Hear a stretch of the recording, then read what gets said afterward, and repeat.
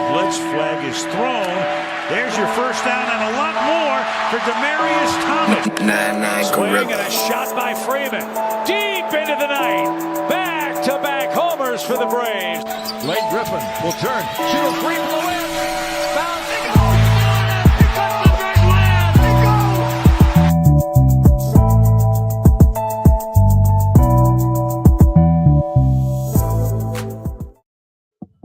All right. Good evening. It's Tuesday. You know what that means. It's time for the number one sports podcast in the world. Time for Sports for You. Live on YouTube. I'm John. That's Mark. Yep. Nick Freeze be here later on. My man Cody's in the house with Ballers and Briefs on a Tuesday. And we're live on your TV screens on YouTube and X. So hit that subscribe button for Sports for You and Townhouse and Culture Clash and Ballers and Briefs. Lots to talk about today in the sports world. NFL, NBA, college, and even the WNBA one. Let's just start there because it's on the screen right now. So if you're watching on Peacock right now, the Rockets are hosting the New York Knicks, but there's a bigger story that's going on in Cody's neck of the woods of Houston, Texas. And the greatest WNBA team of all time was coming back. It's these ladies right here. The dynasty is returning. You heard the news.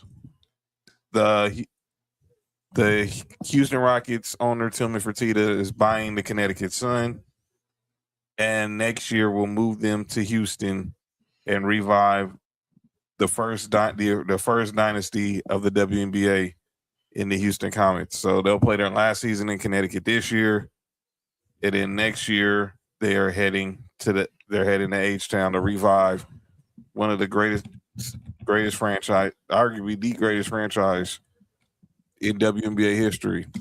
In the first 4 years, they went four straight WNBA championships. They were a living dynasty from Cynthia Cooper, Cheryl Swoops, Tina Thompson, RP Kim Peratt. And they, man, that's a good feeling for if you're a WNBA fan. If you are old school, if you're a WNBA fan, you're an old school WNBA fan. Yeah. Oh, be quiet. One of the only two teams in WNBA history to be undefeated in the finals. Yeah, I mean, and we all remember the infamous, obviously them and the New York Liberty going back and forth in the finals. I was about to say the New York Knicks, but they probably would have beat them too. I mean, I'll be the first Houston team to do it in the finals. And we all know the Liberty, that infamous Teresa Witherspoon half court heave, but the Comets would only win 4 titles. But this is just good news. I'm happy for this. Shout out to the Fertittas for bringing this dynasty back home where it belongs. So this is crazy that we don't have to. The Comets weren't like a team that was moved. We just dissolved. Like the team was gone. So at least we don't have to go fight anybody to get the history back. It's just turn the switch back on. To me, that was one of the ugliest moments in the WNBA history. I was like, how the heck did we not have the first dynasty of the WNBA has been just pretty much 18 years, man. 18 years. I mean, there's kids that are probably watching the WNBA now, kids that are getting ready to go play in the WNBA that never even got to see the Comets play. You know what I mean? So this is we may suck. I mean, Connecticut Sun are not the greatest team, so we're going to get their team, but I'm looking forward to maybe seeing Miss Juju end up on Comets. So that'd be clutch as shit. That would put so many butts in seats in at least in Houston for a little bit. So that would so stink if you're the Sparks. You do all this playing being bad all these years, and then Juju ends up becoming reviving one of the greatest franchises in the league's history. Man, we seen love in basketball. Juju end up with the Sparks, man. Yeah, dang right. Sorry, Cody. Wait a minute. Probably. I'm not. I don't disagree, but are you saying that means Jaden Daniels is going to end up with the Rams? The Chargers? Oh, yeah. Could be the Rams. No, go to Rams. No, you don't need to go to the Chargers. You don't need that. You don't need that bad energy in your life. But yeah, that is the big news of the day, that the Houston Comets are coming back to the WNBA. Oh man, 2027. There it is. They will be back in the W. So congratulations to the city of Houston and all the WNBA fans in H-Town. But let's talk on a serious story. There's a couple serious stories we want to talk about. I'm going to get one out the way that obviously is involving one of the greats. And it's about this guy. Eldrick Tiger Woods. I don't know where you were on Friday, but the news broke that Tiger Woods was in a car accident this past Friday on his way home in Jupiter, Florida. And that hair is crazy. You look at both of his mugshots. They are clearly a cry for help. His car was flipped over, and we was like, man, please don't let it be another. It's like another one, please, come on, be all right. And just to find out, he was arrested for suspicion of DUI. He wouldn't take a breathalyzer. He did take the breathalyzer. He passed it. What was it? He didn't want to take. Test. He didn't want to take give a urine sample. Yeah. Okay? And obviously now he did get out of jail. So someone said, "This is my father." Oh, wow. Sorry to talk about your dad. You know what I'm saying? But this is just sad. And me and Mark talked about this on Friday. We was out at Cosm watching the Sweet 16, and I'm like, man, get a driver. I'm sorry, just get a driver. Yep. As simple as that. You got enough money, you can get a driver. I don't know what that is, but that's not staying. What is that? I don't know what the heck they saw. My house is okay. Bye. All right. Okay. But this get a driver. Get a driver, please. Get a driver. I just don't. I have no words for the shit. I knew I had it. As soon as I had heard that he had a wreck, I was like, please, like, it makes no sense for this man to not have this. Like, there's no excuse, like, literally no excuse for this shit. Kind of the same thing I said about, I'll throw this shit back to when I said the same thing months ago to Adrian Peterson. Mm-hmm. Literally, there's no excuse for this shit. And what's funny is I saw Adrian Peterson on a flight like 2 months later, and I'm like, oh shit, what if I'd have said? What if he watched a podcast and this dude's like, fuck this guy for saying this shit? But anyway, so it's crazy. I was wearing a Ballers and Briefs hat too, so that was more weird. Wow. But yeah, so but with Tiger, man, like arguably best golfer of all time. Mm-hmm. He's generational wealth set up. What his son's name's Charlie, right? Charlie set up like for life. Yeah. And dude, there's no excuse for this shit. Like there's none. Like if you're gonna be lit, dude, and obviously you're a bad driver when you're drunk. It's not. I'm not condoning drunk driving, but obviously you suck at it. So don't do it. Don't do it at all. You're not very good at it, and it's bad. And you're a face of a sport, literally. So Cody on that one. Yeah, I don't get it. I just don't get it. He can basically have a driver, but then there's reports where he didn't want to get a driver because he felt that's going to be he don't want no one invading his privacy. Yeah, Romans. I don't know how hard. I don't understand it. I don't understand it. He said he don't want nobody invading his privacy. He said, but guess what? Now everybody's in his business. Yeah, that's what I'm like, dude. What are you talking about? Get a fucking Uber Black. Mm-hmm. Like those people don't care. Them dudes are just like driving around. It's not like this is not what was this taxi cab confessions and shit. Come on now, let's like come on. No one cares. Yeah, I'm with Bella. He clearly has a problem. There's something. Something is not right with Tiger for this to keep happening. He's going to wake up dead. That's what's going to happen. Keep on doing this shit. Waking up dead is crazy. I mean, I hate what Cody said, but he's telling the truth. I agree with him, but like I said, all you got to do is just get a driver. I'm not sure if he was drunk this time. I do think that it was I think I put in the group chat what I think it was. I think it was the pain meds. He's clearly, and I mean that's still the same thing though. Like, yeah, okay, so I mean it's still under the influence. It doesn't matter. Like if it's a narcotic, you're still under the influence. If it's a sleeping pill, like if it was like Ambien for some reason, for instance, it's still DUI. It's doesn't matter. Pills, like you said, pills, beer, I mean alcohol, whatever. Like it doesn't matter. It's still under the influence. And Florida takes no prisoners when it comes to this shit. Like none whatsoever. So Tiger did release a statement. He says, "I'm stepping away from a period of time to seek treatment and focus on my health. This is necessary in order for me to prioritize my well-being and work towards lasting recovery." Well, let's say this: the Tiger. I hope you get the help you need. But this has been he's been on a downward spiral ever since that infamous day. Since he called the old girl and said, "This is Tiger Woods" on her answer machine. Totally just said it's Tiger, but this sounds funny. It's like, hey, it's Tiger. Yeah. Then things have just been downhill there.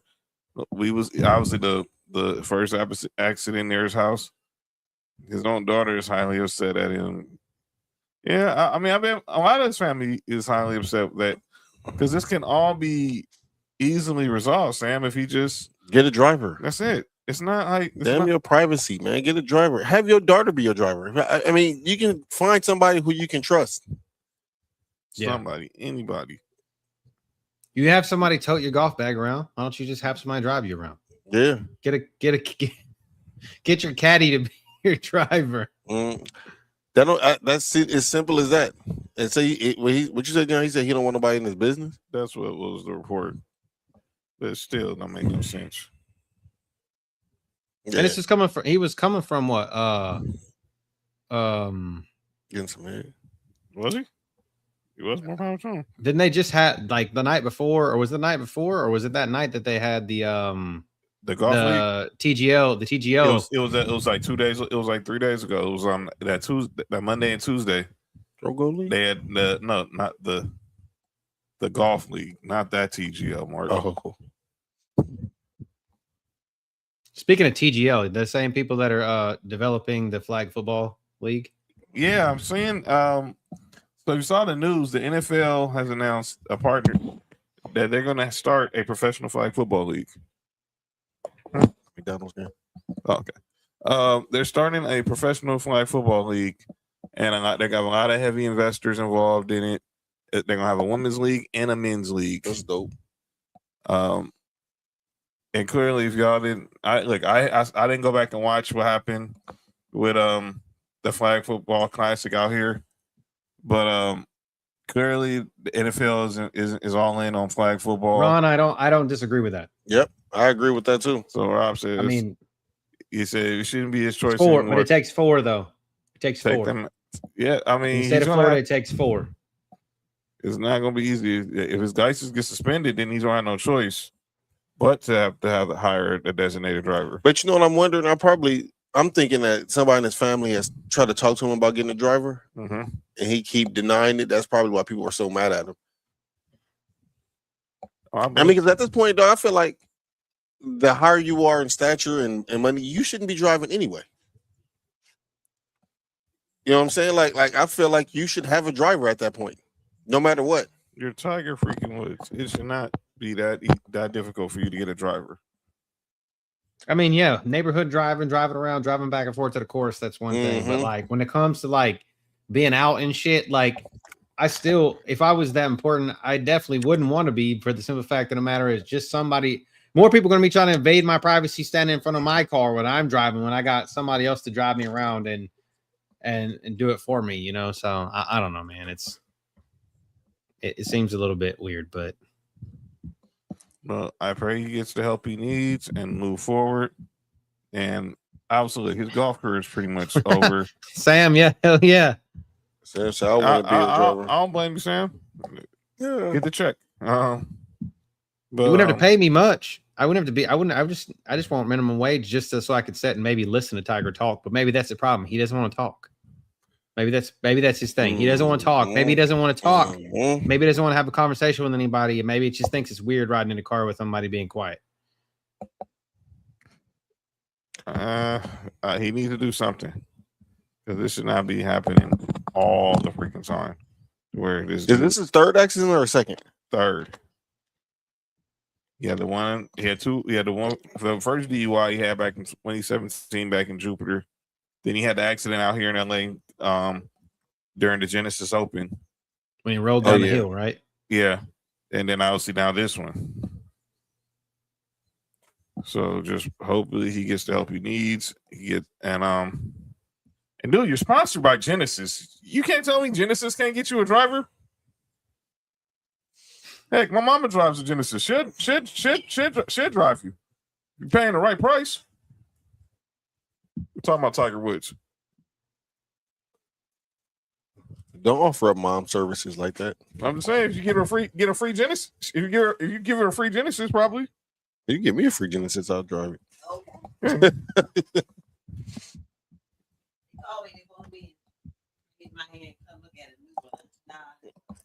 Okay. So yeah, so again, prayers to Tiger Eldrick. Get it right, please. Let's go over to another serious topic, and we're not going to speak too long on this topic because I think we're not going to be too polarized, but the Jaden Ivey story. So if you haven't been following the last 24 hours, Jaden Ivey, of course, former Piston first round pick. He now is with the Bulls. For those who know his mom, Ivy, she's the head women's coach at Notre Dame's women's basketball team. He's had a couple of really very polarizing videos about the LGBTQ community and calling out the NBA for over Pride Night, and obviously I think he kind of when you called out the NBA, you also called out your employer, which is the Chicago Bulls. So the Bulls released him, said it was conduct detrimental to the team, and then he goes on these Instagram videos where he's calling out he's calling out the NBA for the Pride Night. He's calling out LeBron. He's calling out Steph. He's calling out Michael Jordan. He's basically trying to use the religious card. Let me say this as an ordained deacon. Look, and I'm not going to get too deep in the woods about this. We're not going Bible study here on Tuesday night. He has a right to feel what he feels, but you have to understand, if you're going to take that stand, you better be willing to take that fall. I mean, me personally, I'm more worried about his mother now, because who knows what type of she's coaching at a private university, and there's been stuff about Notre Dame.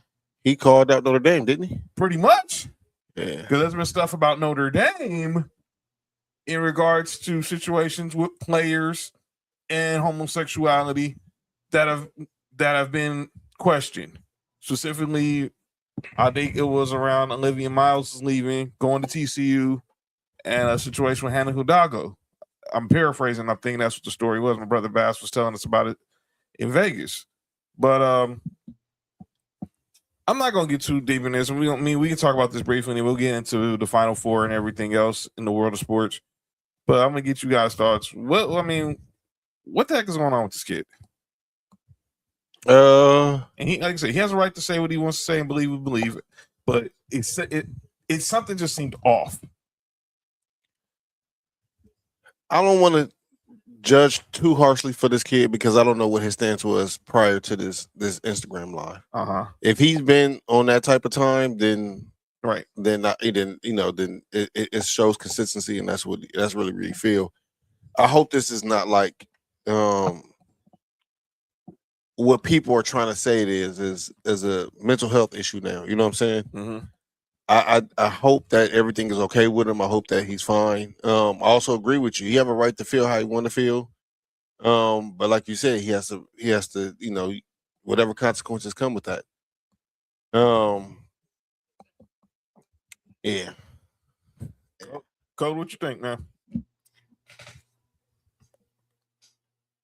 Disclaimer off to the side, like religion and politics off to the side. Yeah, right. Always. Again, I hope it all works out for him. Right. Mm-hmm. Right. Again, speak your mind, but like you said, be willing to take what repercussions may come with that. The thing is obviously, I think what people are saying is like always it's being pushed because he's using. Is he using Christianity as a crutch, as a shield, something to hide behind, whatever, right? And how like wasn't the whole thing before he devoted himself to Jesus or to Christ or whatever, he was like a porn addict. That's kind of the story that I read, was like that he had addiction to porn, and that's how he went. Like he started going to church and trying to shake his addiction or whatever. And now he's like, okay, well, you go after the biggest faces in the game and say that they're not real Christians. Man, come on, dude. You don't know that. You can't, for one. Yeah, you don't know that for one. Everybody does religion the way that they want to do religion. And that's what makes this world a great place, is you should be able to practice what religious, how the way that you want to practice it. Right. That's and if it's not 90, if it's not 100%, fine. That's fine with me. As long as you have faith to believe in something, and the way that they believe in it might be different than the way that you believe in it. And now you're being judgmental. So the problem is therein lies in you're being judgmental and you're casting the stones that you didn't want cast at you. And now you're getting mad because you're catching strays because you started casting them. So at the end of the day, I hope everything works out for him, but I hate personally when people bring religion into politics and business. Keep that shit out. Keep it away. They don't go together. That's why Sunday is for church. That's why Monday through Friday is for pleasure and work. Right? Mm-hmm. You know what I'm saying? So it's kind of like those kinds of things. They don't go together. They don't mix. Because when they do mix, what happens? Shit hits the fan. And that's what's happening here. And like I said, I hate it for him that he's using religion, his religious beliefs, and it's blowing up in his face. And it sucks. But that's just the world we live in. He should know that. And how old is he? He's in his 20s, right? Yep. Mid-20s? Early 20s? Yeah. Okay. He's not lived and I say this as if like I've lived a fucking huge long life, but I'm 36. I've lived enough long life to know that doing shit like that can get you in trouble. And I've watched enough and I've lived enough to watch other people do it. And now it's kind of going to bite him in the ass.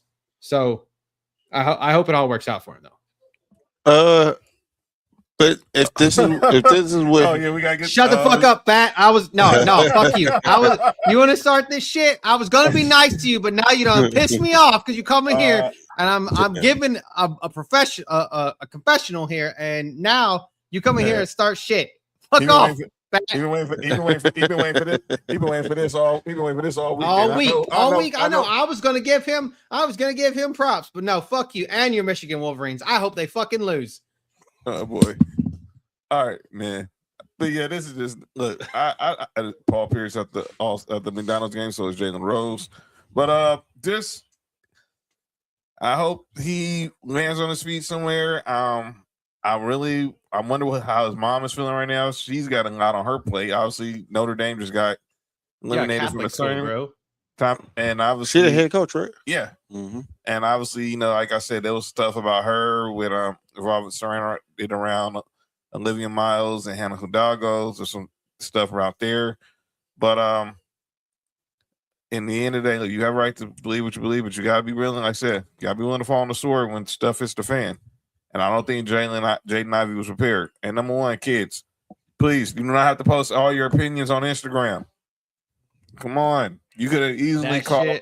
Employers will look at that shit. I promise you. I guarantee you could have went into the Bulls office and talked to someone in the front office or the PR department. You could have called. You went to the NBA. You went down to Park Avenue and talked to someone in the NBA.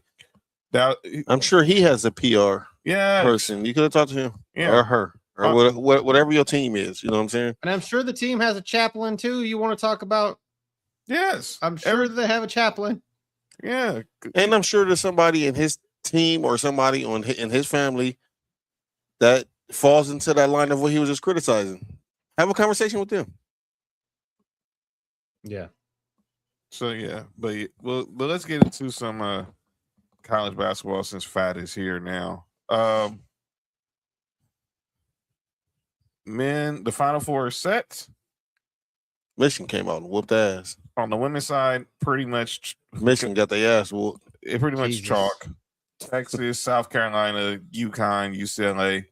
We're gonna get a rematch of the national championship Friday with UConn and South Carolina, and then that'll be followed by UCLA and Texas. And then the national championship will be Sunday afternoon, Easter Sunday afternoon in Phoenix. The national championship, yes. And then this Saturday, we have the men's Final Four going down in McAfee Country, Indianapolis. We got Arizona against Fat's Michigan Wolverines, and we got Illinois versus the Cardiac Kids. you already know. I can't wait. Hey, Fat, make sure you're available on the 23rd for the draft show, because you have to come on when the Bears pick. So just make sure when the Bears pick that you go take a break around that time. And because I think you and Cody eventually got to have a face-to-face talk. All right, but this look at how these we'll get back to the women, but on the men's side, Arizona beat Arkansas, whooped up on Tennessee. Michigan, same. I mean, they went ahead and whooped up in their game as well. Illinois, but shout out to UConn. UConn goes and wins on arguably the most. I don't even know how to explain what happened with UConn. I just left the house and I saw the highlights, and I went back to watch the highlights. Mm-hmm. I'm like, that didn't happen. Shout out to Jason Crow. Inglewood's on in the build. Whoa. What happened? Jason Crow averages 44 points a game. Yeah. Damn, Inglewood must be sorry. But golly, dude. Oh, you should have threw the alley-oop, sir. He's going to Missouri, and no surprise, his pop's going to be on the coaching staff. Missouri got a top 5 recruiting class. I just want everybody to know that. They got, I think, 2 or 3 players in this game. Yeah, and obviously one coming from here in the city of Inglewood, Jason Crow Jr. Is here. And joining the show now, obviously, the one and only Nick Freeze in the building. Nick, what up? What it do, family? What up, going on? We're talking about the men's Final Four. Oh man. Look, it's gonna be a couple good games. So we're gonna get Arizona versus Michigan, and then we're getting UConn and Illinois first, and then we're gonna get Arizona and Michigan. Nick, man, what the heck happened in that UConn Duke game? That right there is the main reason why we love March Madness, because it's literally March Madness. That sequence was absolutely crazy. I've seen stuff like that happen at like the lower levels, but it seems like they just hit the panic button. It literally made no sense. It was one of those things where you just do something basic, a fundamental thing in basketball. Faith, and it's just keep. All you gotta do is what up, Faith. Just keep your cool. That's all you have to do. And this is the reason why you're seeing, especially I want to say over the past at least like 5 to 8 years, it's rare that you see a team that's like full of like freshmen or sophomores that go far in these tournaments. Usually the teams that go far in these tournaments are teams that have guys that's been there for a while. Like even the last, like y'all last run, John. You know, y'all had juniors and seniors on y'all team. You feel what I'm saying? Y'all didn't have a team full of like freshmen and sophomore and shit like that. Don't get me wrong, that are like ultra talented. But you know, this is a reason why I said that college basketball is messed up behind the one and done rule, because you lose out on stuff like what's going on right now. Like, look, like I know we hate talking about these guys, but look at Duke over the past like 10 years and the talent that they've had and have done absolutely nothing with it. Like, don't get me wrong, I don't like the team either, but there's no denying that they've had like top 5 talent, like going, like, you know, they have somebody in the top 5, top 10, like it's like every year, every other year that played on their team. I mean, shit, they got 2 of their guys in the NBA right now that are qualified for Rookie of the Year. So it's just, you know, these older guys. It's great to say that for people in college, but these older guys, you know, they got the pull waste. They're not going to make some of these same mistakes, and you know, they're battle tested. Which is the reason why back in the day we used to see like these teams that would make these great runs, but they would be like teams that had guys who've been there for at the very least 2 years. You feel what I'm saying? So, but it was just, I don't know. It was a lack of fundamentals on that play. And I feel as if the players involved were a little bit more battle tested, that wouldn't have happened. It's unfortunate, but it's funny that it happened to Duke though. So fuck them. And let's a resident Duke fan. A resident Duke fan. Hey man, it is what it is. It is what it is. I mean, you got freshmen trying to make a half court pass. Bro, that's what it is. It's fucking stupid. Like, it's stupid. Your daddy's not gonna come bail you out, and that's a dumbass play. And you paid for it, and then like Shire is like on the fucking sideline, like his face is like he's glitched into the Matrix or some shit, because like his facial expression doesn't even change. Like he goes from like, how the fuck did that just happen? He's not even gonna run on the court. He can't even run on the court and stop that shit. You know what I mean? So it's like, when I saw that, I'm like, man, yeah, Hurley's team deserves that shit, because we played like shit, and good on UConn. You know, like, they deserved it because we looked like ass just because of that shit. Yeah, bro. Yeah, that was a crazy play, man. I'm looking at the game. I'm like, I can't believe this shit just happened. Like this, that was crazy. And 28 points in the second half is terrible. That's what terrible. I'm saying. And like with the big ass lead, and that shit was wild, bro. I'm not gonna lie. That shit was wild. That was the momentum was just like crazy, because it was like they had like 29 in the first half, and then ended up scoring like 44 in the second half, and we had 44 in the first half, and we only scored 28 in the second half. Like, what the fuck was that? Like, 72 point ball game was bad anyway. Like, that's bad. Both teams averaging over like 85. I honestly think that because sometimes, you know, what the coach used to tell us, sometimes read your own newspaper clippings. Newspaper clippings. I think that's one of those things. Because Duke is the more talented team. When you look at the overall, like on paper, they're the more talented team. And I think that when they saw that they had that big lead, they let their foot off the gas. You cannot let your foot off the gas against a team that's that good, and who are champions and are battle tested, because they were not going to let up. They weren't giving up that game. And they're really well. They're real well coached. That's one of the best coaches in college basketball. Dan Hurley's good, man. Yeah, he's really good. Yeah, there's a reason why the Lakers wanted him. Now, I don't know if he would have worked in the NBA. I still think he's going to be the coach of the Knicks eventually. But There was a reason why the Lakers at least made the call. Oh, you got the Knicks? I got Boston. There ain't no way to get rid of Minnesota. There's no way. There's no way. He's too in cahoots with everybody in the organization. He done won them one, and the players really like him. He's from, but Hurley's from Jersey though, so I think that's why I think John's on to something with the Knicks. UConn plays in the Garden. It's like it's like a home, another home for them.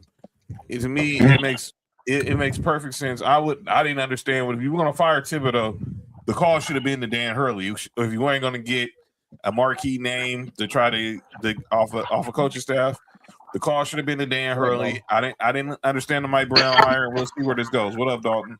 Rob said that they said during the broadcast Duke was the number one seed. Was the first number one seed in history determined to blow a 15-point halftime lead. Oh yeah, for sure, no doubt about it. That doesn't happen. And you think about last year, they were up in the Final Four on Houston, and they blew that lead. It's I think like kind of back to kind of Nick's point, like when we were good, and I still go back to the early '90s teams.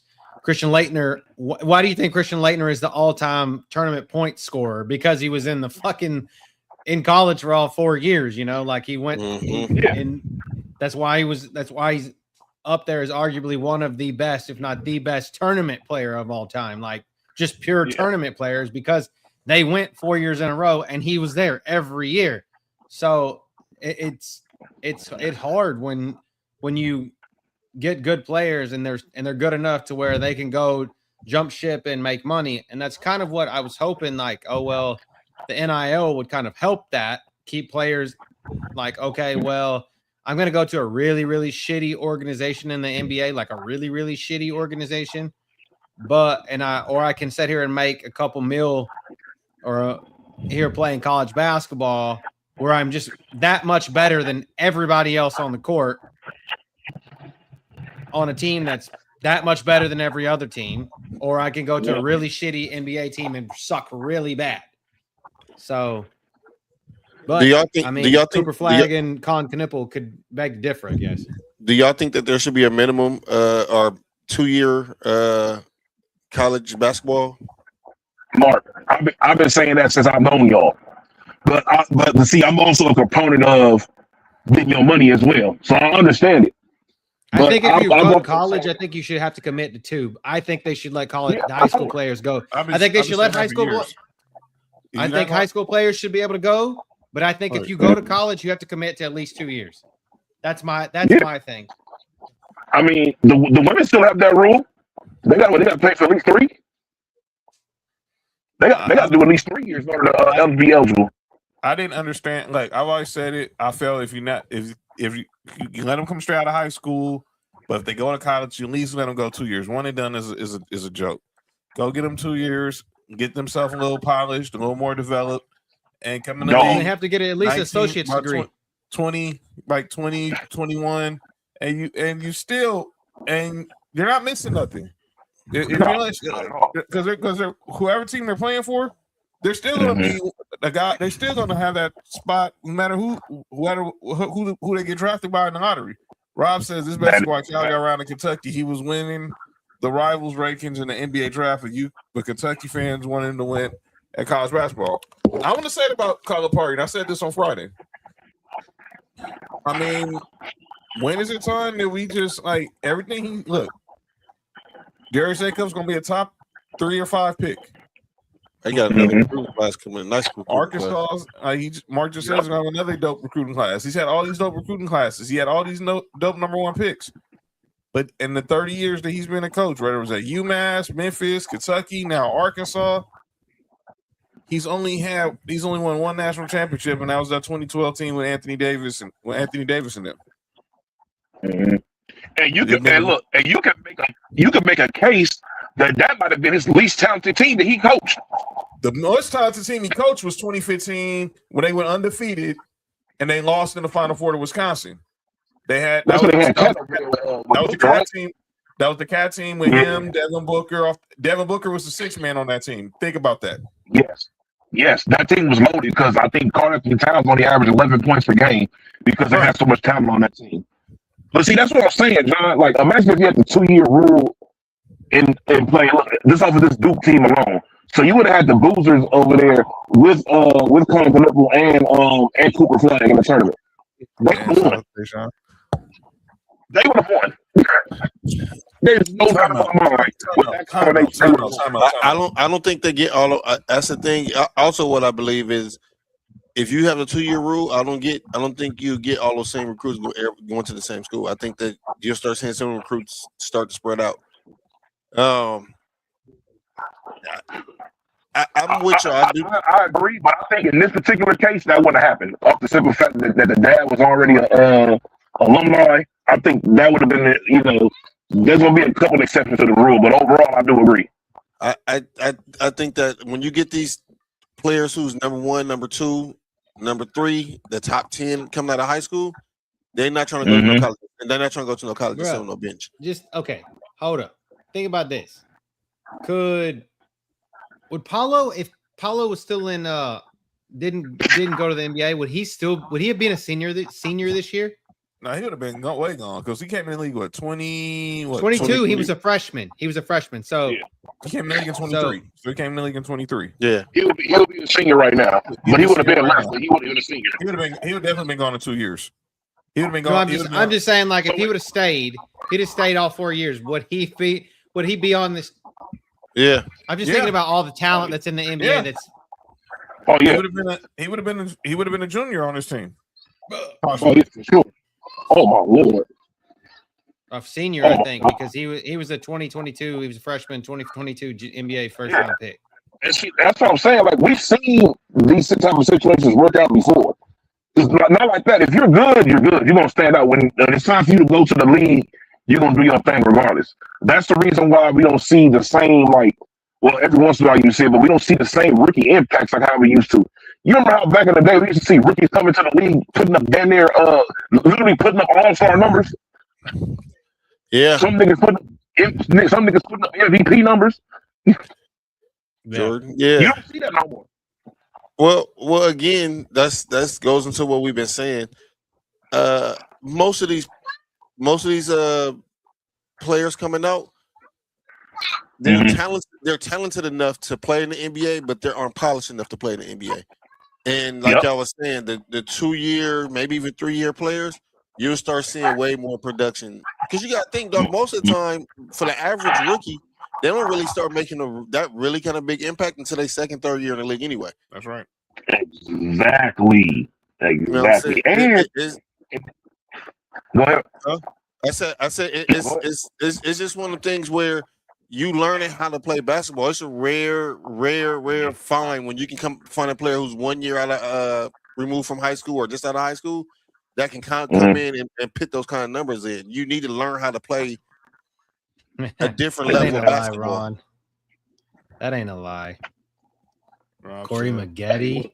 I remember when it was a big deal when Corey Maggette was the first Duke player to leave early. I remember Corey Maggette was the first because what? Wait a minute, because he left. Wait a minute. He left after sophomore year, right? No, he was a freshman. Yeah, he was a freshman. When Elton Brand left, he was a sophomore. Elton Brand left after his sophomore year. Well, oh my Lord, Elton Brand, fam. Elton Brand, look, I don't like Duke, but Elton Brand one of them guys where I'm like, yeah, he gets a lot of respect. That's not just because he's on my team either, but Elton Brand was a dog. Yeah, that's how I feel about Jason Williams. Yeah, I hated Jay. Yeah, I hated Jay Williams. No matter what team he was on, dog, if you on the Rivals, if you're that guy, you're that guy, and I don't give you respect. Jay Will was one of those guys to me that was like kind of like what if. Oh, he definitely wasn't going to be great, but he was going to be good. He definitely was going to be good. That damn motorcycle accident, man. Ain't that what happened to Markelle Fulton? Never mind. Relax. But yeah, so real quick, and then let's go back to the women, and then we'll go to some other topics. Let's make our pick. Well, Nick just stepped out. I want to see who we got winning the Natty. So let's go with the first game. So Illinois, UConn. I got UConn. You got UConn. What about you, Cody? Huskies all the way. Huskies. I got UConn too. I think it's unanimous there. I think Nick's probably gonna pick UConn too. But this game right here, I said Arizona was gonna win the Natty. Sorry, Fat. But man, I said it too. But man, look, I don't watch the Michigan team, and maybe because I was with Fat in Vegas watching them, and then I had to watch them the last couple weekends. This Michigan team has that it factor. Yeah, like that factor when you don't know what it is. Michigan has that. I'm still picking Arizona, but boy, I am not confident. Yeah. Unless Tommy Lloyd wants to lead to become the head coach of North Carolina. Huh? A Michigan coach? Arizona coach? Mm-hmm. I got Arizona. I think it's gonna be a really good game. Yeah, I got Arizona, man. So if that's the case, Cody, who you got? I'm gonna take the Arizona here because everybody, it's a 1.5 point spread. Michigan is a favorite now because it's opened as Arizona as the favorites. I'm gonna go away from the public, and I'll take Arizona. So and Fat, if Michigan wins the national championship, I will come on here and give you a formal apology. So our boy Robert Wilkins says this. Just checked. It was Maggette, Brand, and William Avery. They were the first 3 players to leave Duke. I remember that squad. Okay, Fat said we all gonna be 0-3. As you look at some of these legendary McDonald's All-Americans, see Jalen Rose, Paul Pierce, Jamal Crawford, Baron Davis. Nick, who you got? Arizona, Michigan. Ooh, that's tough. I think I want low-key lean towards Arizona, but Michigan is nice. Michigan is nice. I think I got Arizona. No, Fat said we're gonna be 0-4 then. And you got UConn over Illinois, right? Oh yeah, of course. I got UConn winning everything. You got UConn winning it all. I got Arizona winning it all. I got UConn winning everything. All right. I thought UConn's biggest threat was Duke, and Duke's out of here. So, Bryce is gonna lead Arizona to a championship. That's funny as shit. You know who he looks like? He looks like James family alone, man. He does not look like LeBron. He doesn't look like his wife. He looks like I'm about to say he looks like Horace Grant to me, but Damn, just to do wear goggles. First person everyone thinks about is Horace Grant. That's the best player in the country. You know what's funny? I had when I worked in downtown, I ran into Horace Grant. I helped him and his family out there at the restaurant that I worked at, and I had asked him. This is years ago. This is way before I seen what happened upon the when Jordan's over there trying to do Jordan stuff over there on the airplane. I asked him. I was like, what was it like, working out, basically, being teammates of both Kobe and Jordan, what was it like? He was like, they were both, he said they were both dogs in their own way. He said people say that they're similar. He said yes to an extent, but he said the way both of them approach things in practice was completely different. Damn. I said, damn. I said, which team did you enjoy playing for more? He told me the Lakers. I figured he would have said fuck both of them. And I wanted to play. I loved playing with. He told me the Lakers. He told me the Lakers, but he said he very much enjoyed his time in Orlando. He said he enjoyed playing the Lakers more, but he said he had a lot of fun playing in Orlando. What's going on, Christy? Let's go to the women because obviously, look, we got all 4 number 1 seeds in the Final Four, which pretty much was predictable. But you better count their days.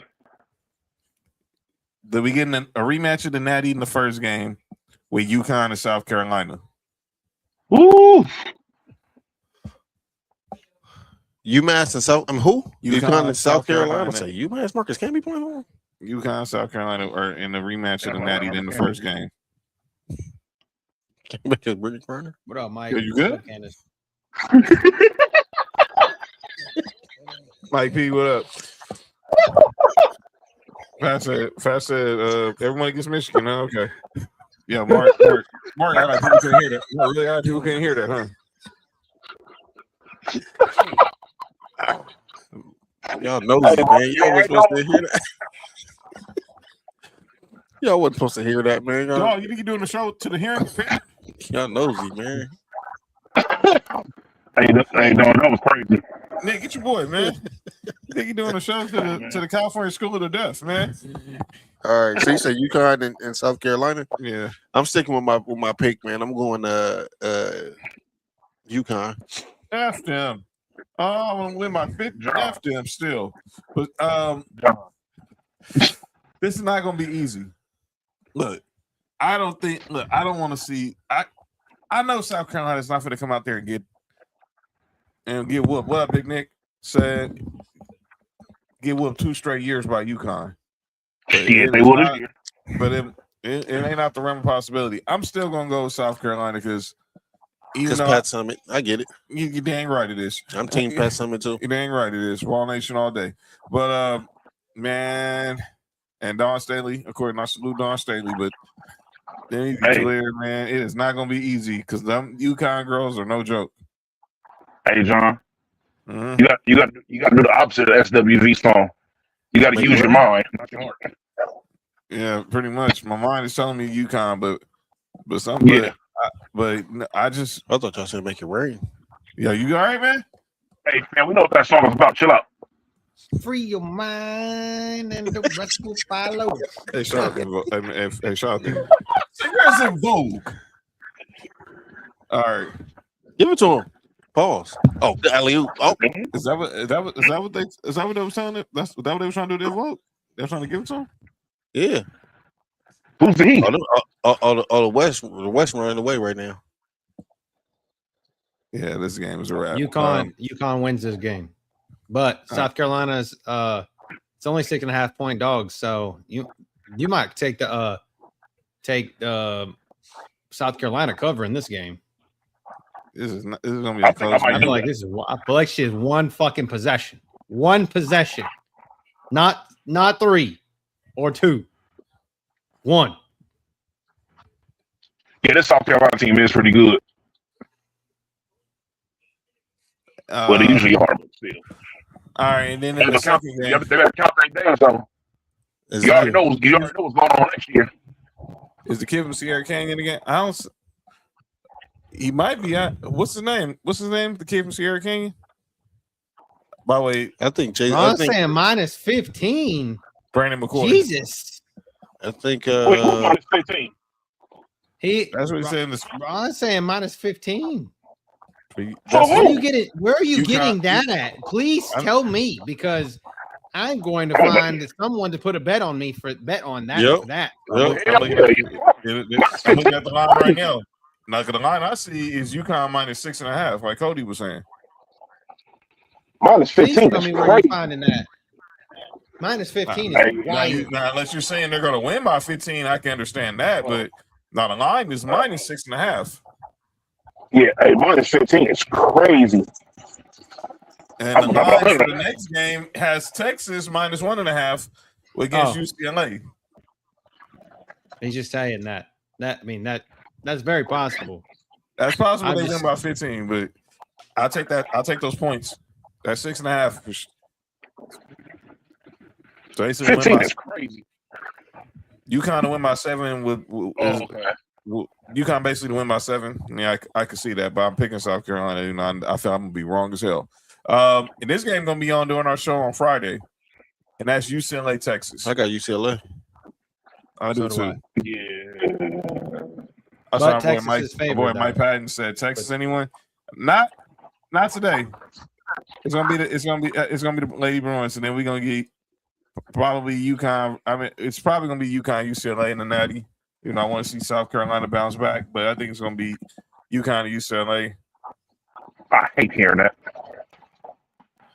I said a couple weeks ago. I mean, I think last week or the week before it's gonna be UConn, UCLA. That's who I had picked in the. That's what UConn. Bracket.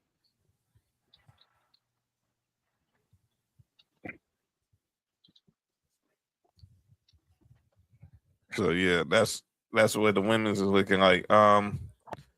Let's go over to switch over to the NBA real quick.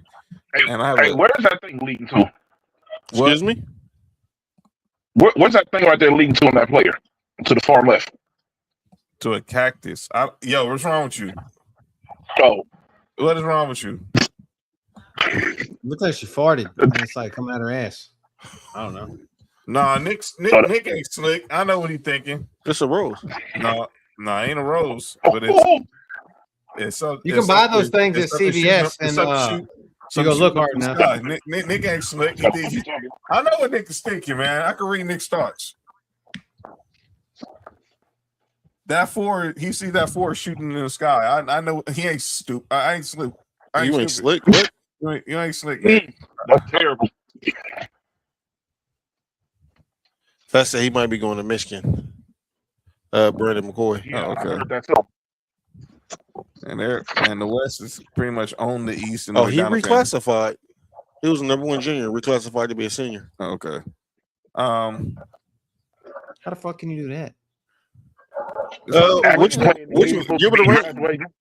Gilbert Arenas' son did the same thing. He reclassified. Wiggins did it.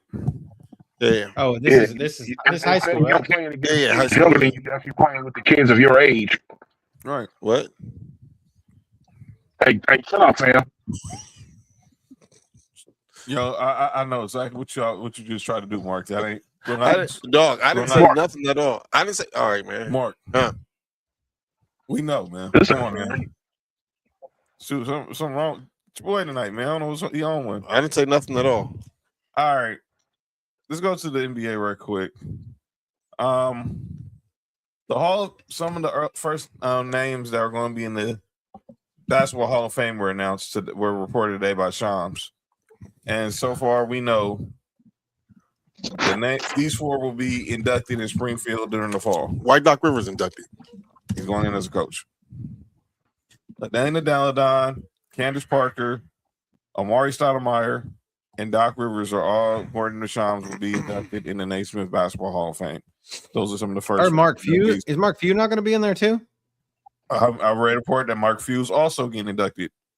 I'm trying to figure out when the hell happened to Blake Griffin. Blake Griffin should be in before Doc Rivers. Nah, he should be on it. Never mind.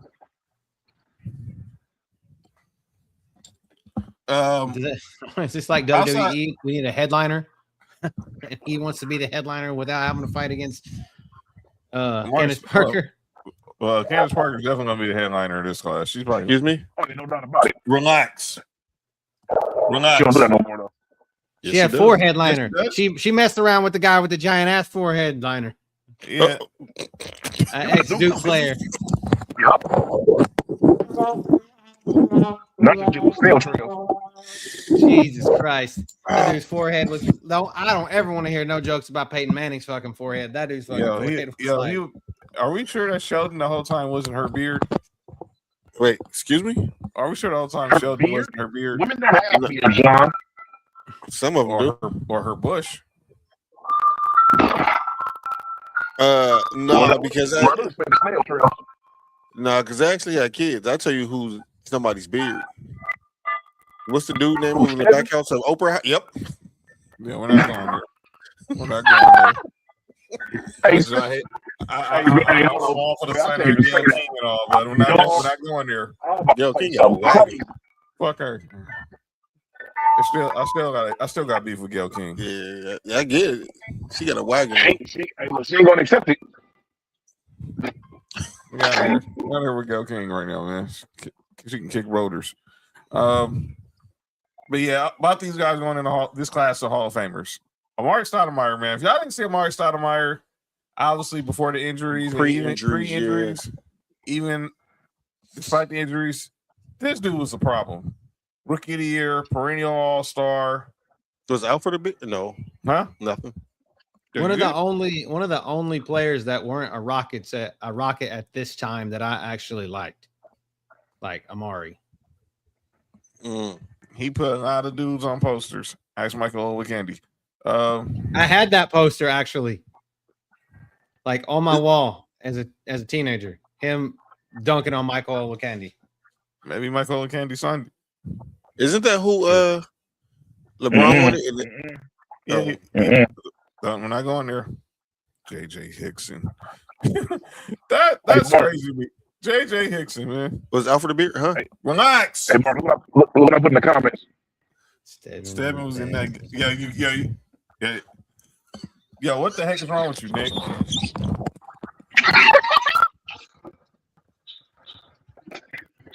Neverland League too, as well. Sheesh.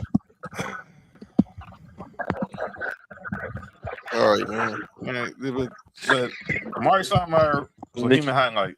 Candace Parker, ultimate baller. Elena Delle was a walking bucket. Mm-hmm. 3-time MVP. Yes, and clearly, if y'all watched her like in college, she was at UConn originally, but she ended up at Delaware. I went crazy at Delaware. Yeah, and you saw what she did in the league. She went second in the draft, but she went second in the draft behind Brittany Griner. Shut up, Hold up.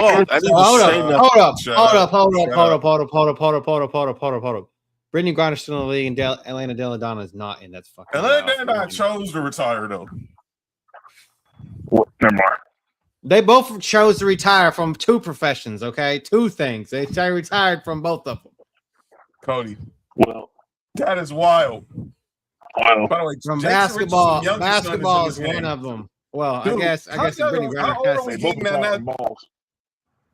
Yo, Nick, you good? Did they? Are you good? Is Brittany Griner? Never mind. What Brittany Griner, that dude that played at Baylor? with the no, that's I'm serious. That one dude with the small, with like the eye that was like this, that played at Baylor, with the goggles. Oh, that was way funnier than what I was about to say. I was about to say only one can score in transition fast break.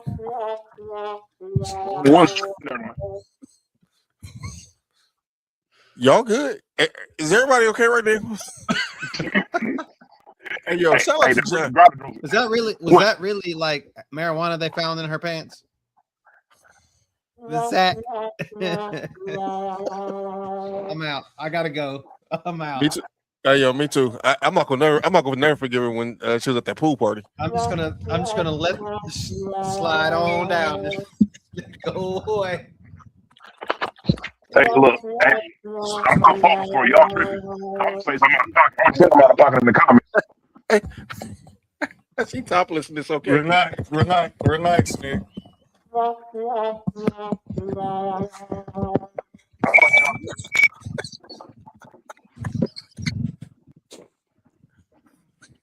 right, man. Everybody should stop. Yeah. What's wrong with y'all, man? What's wrong with y'all? How she topless and it was okay? Hey, Mark, hey, John. Who shit was crazier? Brittany Griner at the pool or Tiffany Stratton before the surgery? Oh, bro. Dog, we're not doing that.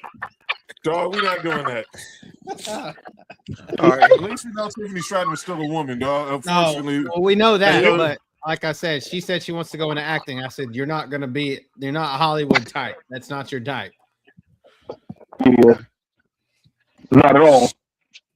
Oh shit! Hey, the show went off the rails for like about 2 minutes. My bad, y'all. Yo, John tried to get everything back in order. John was like Jason Richardson's son was playing the McDonald's game. Nobody cared nothing about that. There's Brandon McCoy. Okay. Brandon McCoy right there. There he is. Sierra Canyon product in the building. Yeah, that's crazy, man. Oh, it's hilarious. That's wild, dude. Y'all something wrong with y'all, man.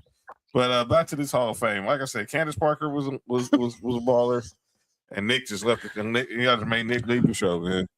But Delle Donne was a walking bucket. But congratulations, we'll have the full class.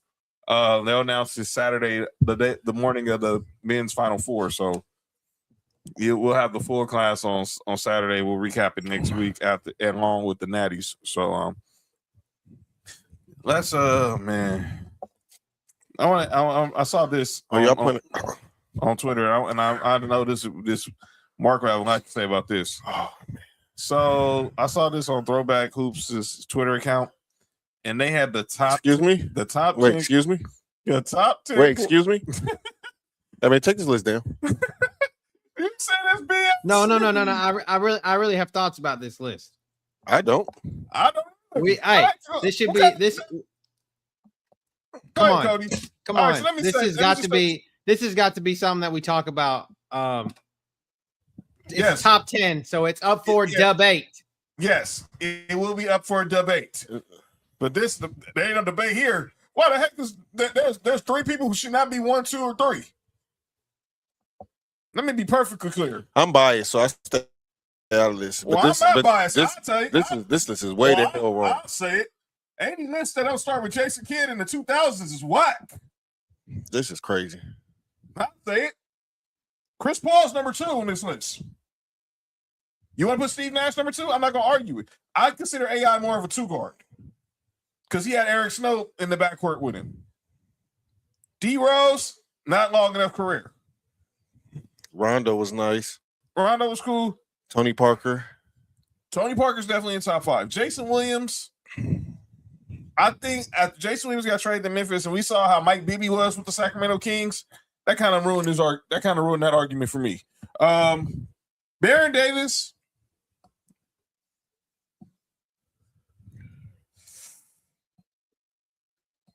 Chauncey, obviously, because those Pistons teams were very consistently good.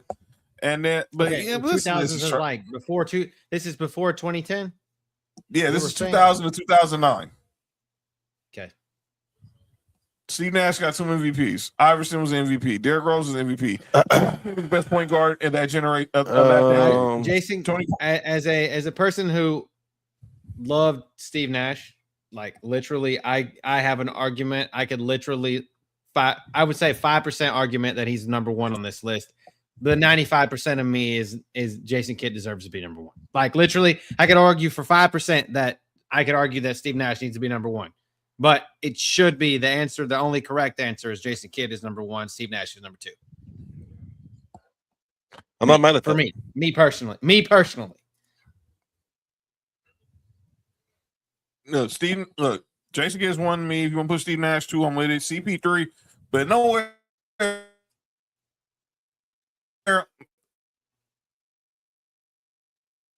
The top 4 to me, after Chauncey was consistent. Baron was nice too. Baron was nice, but the top 4 to me, there was a pecking order on the 2000 point guards. It started with Jason Kidd, Steve Nash, obviously, Chris Paul, Tony Parker. Rondo was good. Chauncey was good. Baron was good. Jason Williams didn't have a long look. Jason Williams, probably 2000 to probably 2003 or 4 when he was in Memphis after the Mike Bibby trade. But I love Jason Williams. I think he's it was 10, more, but he's not. I think he's 10. I think he's more like 10. I love White Taco. Like he was my favorite. But you got to say 99. Like I think he was better on like 98. Like when he came in 98. Was that the first year that they were good? Yeah. I think 98 or 99. Yeah. I think it was more flash and actual real point guard play. I think he can play point guard, but like y'all was saying, there's a couple of more point guards up there that's I think I would have ahead of him. But I love Jason Williams, but he, I probably would put Baron Davis above him. Yeah. Rondo, of course. Yeah. Derrick Rose, that's another one of them what ifs things. Like John said, the career just wasn't long enough for me. And I'm just saying, like the argument's got to be is like, so I don't know how this even in. Why is Derrick Rose in there? He was only 2 years in. All right, man. Derrick Rose. I'm just saying, like, the argument is like, out of these 10 guys on here, which one had an argument ever that they were the best player in the league that year? Maybe 2 of them. I would say 2 of them, arguably only 2 of them. And that's Jason Kidd and Steve Nash. So those are only arguments for number 1. I'm going to be honest with you. That was when Kobe was going nuclear. So don't ask me about it. Don't ask me about it. I'm going to say at this point, none of these players was ever considered the best player in basketball. I think Steve Nash got a couple Kobe MVP, maybe one of Kobe MVPs. He stole one from me. He stole one from Kobe. He stole one from Shaq. Yeah, I think that I don't know if any of these, and like I said, just kept my favorite player. I don't know if any of these people was ever best player in the league. Not when you. I'm not saying that they were the best player in the league. I'm just saying they were arguably in the discussion for it at that point. Like you could still say Kobe's the best player in the league at that point in time. Yeah, but who was next person? Like who could you put in that list? And nobody on this list but Steve Nash and Jason Kidd, to me, would be. Yeah, I could argue for being the best player in the league that at that point in time or that year. You know what I mean? Yeah. The rest of them, I feel like, kind of Steve Nash and Jason Kidd, and then a big gap because, like as John said, I never thought that Allen Iverson was a point guard. He was more of a 2 to me. He was a ball handling 2. Yeah. Yeah. So yeah, I don't know who came up with the list. I got another list next week about the greatest athletes of all time, but I'll say that for next week because I don't need one dumb list. One dumb list a show is good enough for us.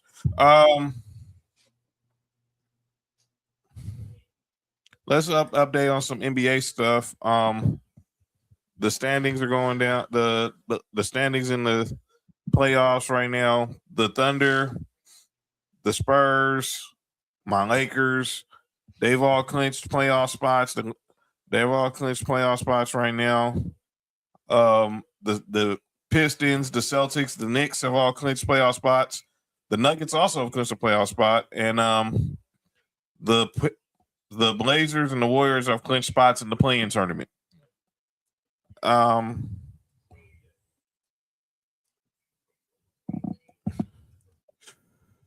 We got 2 more weeks until the season ends. And obviously, Cody, did you get your thoughts on what we talked about last week with the situation with Cade Cunningham and how do they need to really get rid of this 65 game rule crap? Oh, for being for MVP? Yeah, for all it's for NBA awards in general. Rules in general, awards in general. Yeah, so basically, if you're not playing minimum 65 games, you're disqualified and from being eligible for All NBA, All Defensive Team, MVP, Rookie of the Year, etc. And Cade Cunningham has a collapsed lung, and that's going to keep him. And he's literally played pretty much 62 games, and he's going to miss the rest of the season possibly. And that's going to cost him a spot on the All NBA team. I don't know 15 players this year that was better than Cade Cunningham. I'm sorry. You want to say maybe? So you have to play 79% of the regular season to be eligible. That's such a weird number. Yes. I mean, as a person that likes numbers, that just makes a whole lot of no sense. I would say, I mean, what's a passing grade? 65%. Mm-hmm. 70% of them of 82 games, which is what? 82. So 82 so about 0.7. But yeah, they need they can make an exception to the rule. 57 games. I would say 60 games. You said 65? 57. That's a random number. 55 games. Let's do 55. We're making random fucking numbers up. Like 58 games. Yeah, I would say 55. That 60 total or 60. Okay, 60. 65 is a lot though.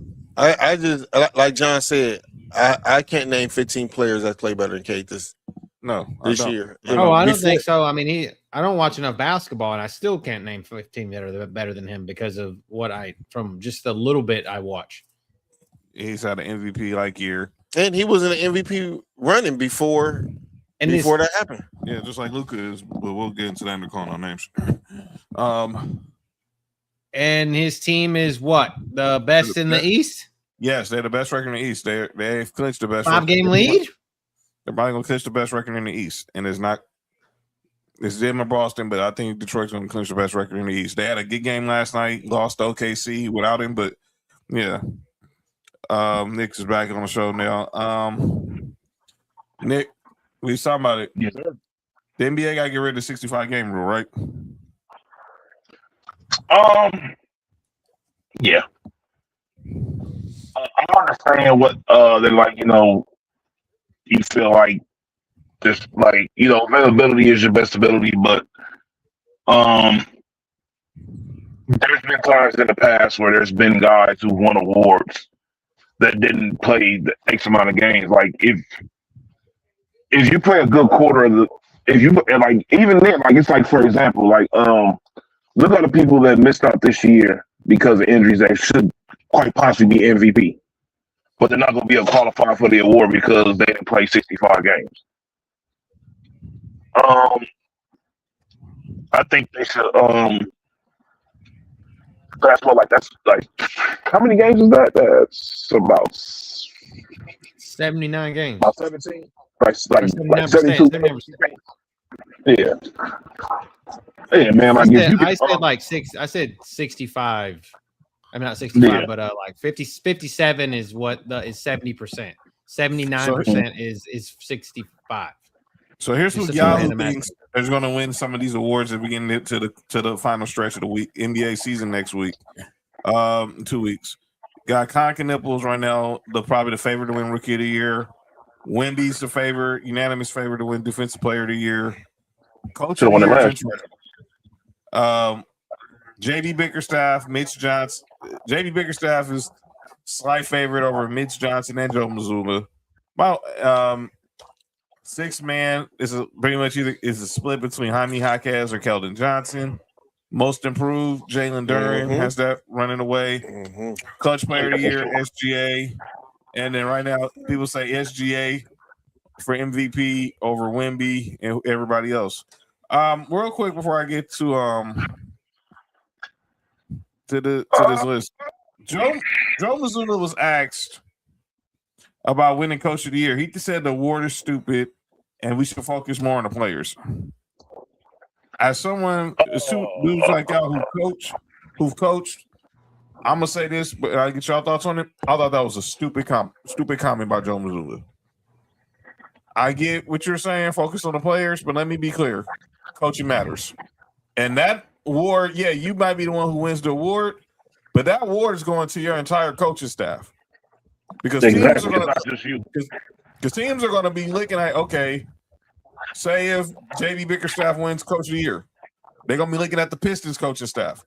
If Mitch Johnson wins Coach of the Year, everybody looks at the Spurs coaching staff, even post in this post Popovich era. And if they're bad, they're looking at the coaching staff. Right, and with Boston, they're gonna be looking at your coaching staff. They still got people been talking about why is Sam Cassell been getting a chance to be a head coach for years. So I don't understand why Joe Mazzulla says it's a stupid award, but I get it. Whatever. F Boston. What about this? So that's a crazy thing to say. But yeah.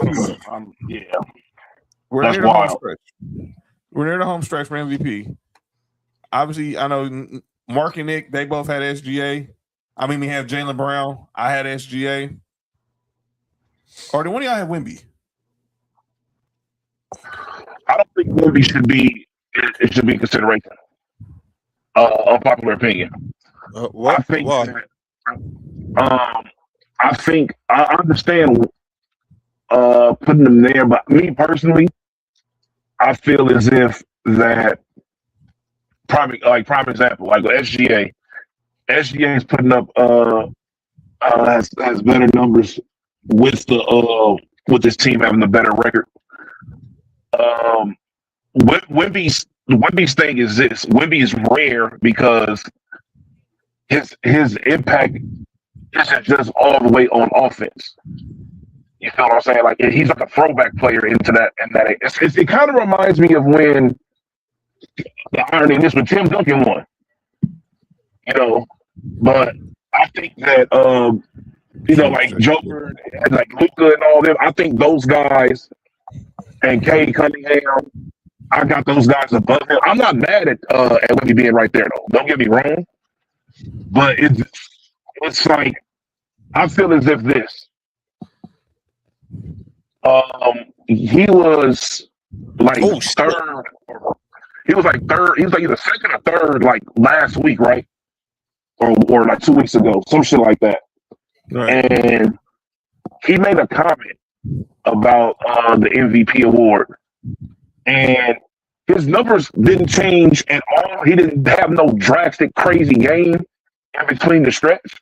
Mm-hmm. But after he made that comment, all of a sudden his percentage like jumped very high. You feel what I'm saying? Like I feel like there's some other shit going. I think his MVP, in my opinion, will be forced because they want this guy to hurry to be the face of the league or whatever. I think there's other guys that's more deserving than him of winning MVP. But I'm not mad at him winning MVP either. Like if he wins, I understand. I just feel like this is like every year. I always feel like there's certain guys that they won, that's cool. But I feel like this guy should have won. Everybody has their, but I think especially the way Luka's been playing lately, I think his odds should be higher than Wemby's, even though the team has a better record. But I think the thing that hurts him is the fact that it's the same thing I said that should have hurt OKC when what's his name got hurt, when SGA got hurt. The team was still able to win. Mm-hmm. Sometimes that hurts you, and when people start breaking down stuff, and they'll be like, "Oh, well, how valuable is this guy?" The team was still able to win when he's not there. You know what I'm saying?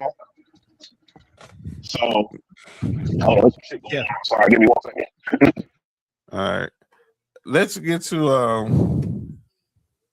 a couple of NFL topics before we head out. Before we head to call out names, which is going to be very funny.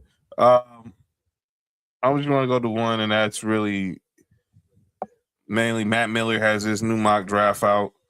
NFL owners meetings were going on this week in Arizona, and obviously one of the big discussion points has been obviously with officiating. The officials could be going on strike. We saw this happen. We saw when this happened back with the failed Mary in Seattle. Cody, can the NFL afford to have an officials lockout?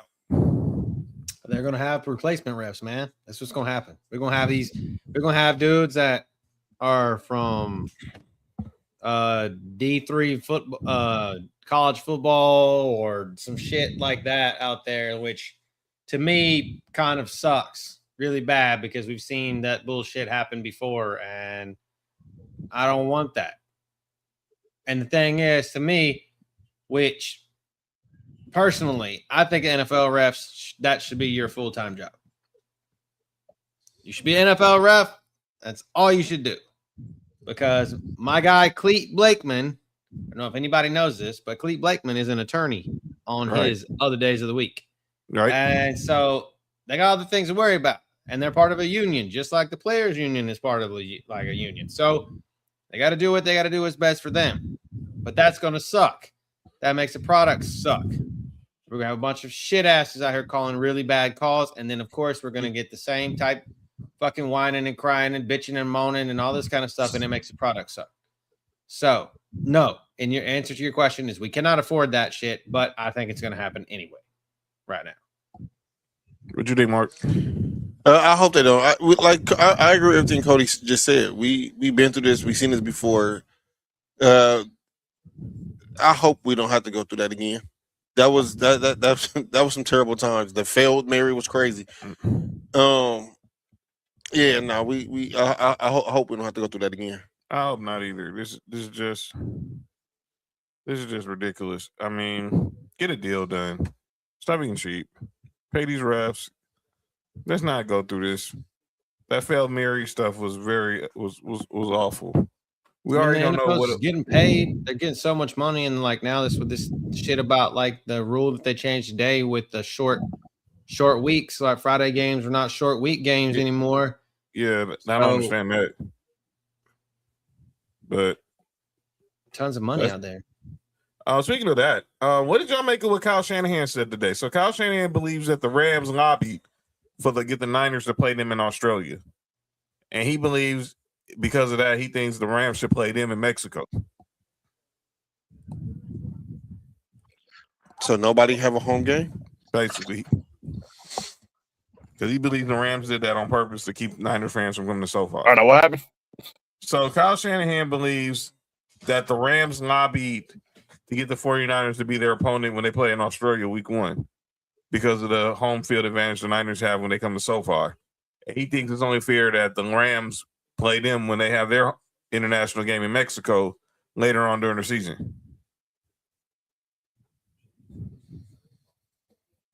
I feel like that's a dumbass moot point. I mean, I really do. Like, I feel like that's Kyle Shanahan just trying to say some shit.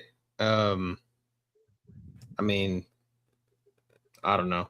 I really think that's the NFL trying to put the two best teams in what they consider two of the best teams in the NFC head to head. Opening night in another country to get more eyes on the product from that country and not give them some shit ass fucking game like the Browns versus the goddamn Jaguars. Like nobody wants to see that in fucking Australia when you're trying to put the biggest sport in America on another continent. Nobody wants to see that horse shit. So put two of the marquee franchises with big dollars and big players and recognizable names on them, put them in the other country. Kyle Shanahan's just saying some shit, I think. By the way, I agree. Because of that, the Seahawks are going to start the season on a Wednesday. They're usually the NFL kickoff game is usually that Thursday of week 1. That's going to be a Wednesday, and then the Rams-Niners game in Australia will be a Thursday night football game. Let's look at Matt Miller's latest mock draft. 7-round mock draft, by the way. But he has, obviously, Fernando Mendoza going 1 to the Raiders. Arvell Reese going 2 to the Jets. Francis Muigala going 3 to Arizona. Jeremiah Love going 4 to the Titans. Caleb Downs going 5 to the Giants. Carnell Tate going 6 to the Browns. Mansour Delaney going 7 to the Commanders. David Bailey going 8 to the Saints. Ruben Bain going 9 to the Chiefs, and Sonny Styles rounds out the top 10 going to Cincinnati. We got Mekhi Lemon right outside the top 10 at 11 going to the Dolphins, to Nessa's Dolphins. How about the Rams with their pick of Spencer Fano at 13 with the Falcons pick? By the way, Sean McVay did confirm today at owners meeting at the league meetings. There were trade talks in regards to Devontae Adams. But and they kept him in the loop, knowing the possibility that he could get traded. But obviously, they chose to stick with him, and obviously, this is probably centered around possibly trading AJ Brown, which those talks are still lingering because you're hearing the Patriots could be getting involved. People need to look out for June 1st or June 2nd, because that cap hit goes from 40 to 20 in dead money. If the Eagles are going to trade AJ Brown, it will not be at the draft. So keep an eye on that. Looking at the rest of the first round, of course, my Broncos not the first round pick because of the Jalen Waddle trade. Who we getting? Y'all getting Nick. Y'all getting Colin Delaney. I got thoughts. I got thought about something for Nick actually. What we getting? They have March Bills at 26, taking Omar Cooper Jr. from Indiana. That was Fernando Mendoza's top. He's 29. No, you all right? He's talking about DJ Moore, dude. Dog, the heck? I know Indiana's not the most attractive school and all, but they don't got dudes on that's off their mama's insurance. Come on, Mark. You sure? They may not go to SEC. They don't want them problems. The average age was 25 last year, right? By the way, Ty Simpson going to the Jets at the start of round 2. Nick, he has y'all taking Denzel Boston in the second round out of Washington. Cody, y'all taking Caden McDonald from Ohio State. I need that nose guard from Florida. And if he's available with that pick, snatch him. How about the Steelers taking Garrett Nussmeier at 53? Good God. Fuck that. Who's getting Jacoby Lane? Let me see. He got us taking Josiah Trotter out of Missouri. Carson Beck to the Cardinals? In the third round, Carson Beck to the Cardinals. He has y'all taking Cage Casey from Boise State in the third round. Nick Cody has y'all taking Drew Aller, the fucking 61. The Rams taking Drew Aller is what's wild. That's wild. Oh, hey, look, that's not a bad pick for them. I know. That's what I'm saying. It's wild because he's got some wheels and. Yeah, so Drew Aller, another quarterback, going to the Rams in the bottom of the second round. From the bottoms? Hey, bro. Mark, have y'all taking Derek Moore? No, that pick should be Jacoby Lane. Yes, it should be. I don't even know where Jacoby. Well, currently they don't have Jacoby Lane unless I overlooked them. I did not see him in the first three rounds. There's no way Jacoby Lane better be available in the third round. No, we are not drafting another cornerback from Florida. Don't do that shit again, Brandon Bean. No, that's our boys. But look, we're 3 weeks from Thursday. The Sports for You NFL Draft Watch Party will be going on from live for round 1. And 131. He has him at Jacoby Lane going at pick 131 to the Patriots. Nick, damn. Jacoby Lane at 131 is a steal. There it is, right there. Cody said it. I'm sorry. Mark knows. Dog, he was so nice even last year when he was like wide receiver like 3.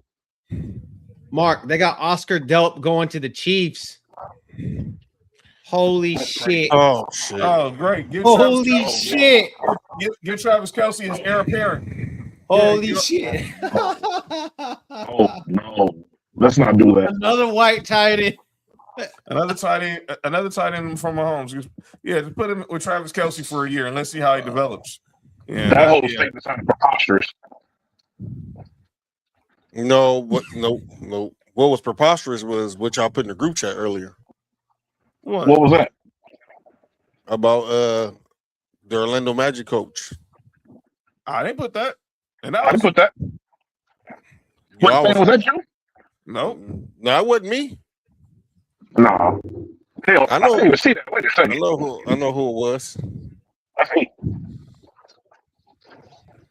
That shit was out of pocket. All right, John, go ahead. All right, let's get to the final segment of the show. Often imitated, never duplicated. Hey, when that Michael Jackson movie come out? Hang on 1 second. I want to ask Nick something really quick because he's a Raiders fan, and I saw this whole succession plan for Mark Davis today. Yes. So how do you feel about Mark Davis giving up a lot of the ownership of the Raiders, like it not being a fully Davis run business going forward? Look, this is the way it is. Usually when these type of companies, like in general, when these type of situations happen, when the main owner dies and the kids inherit it, eventually the kids sell it.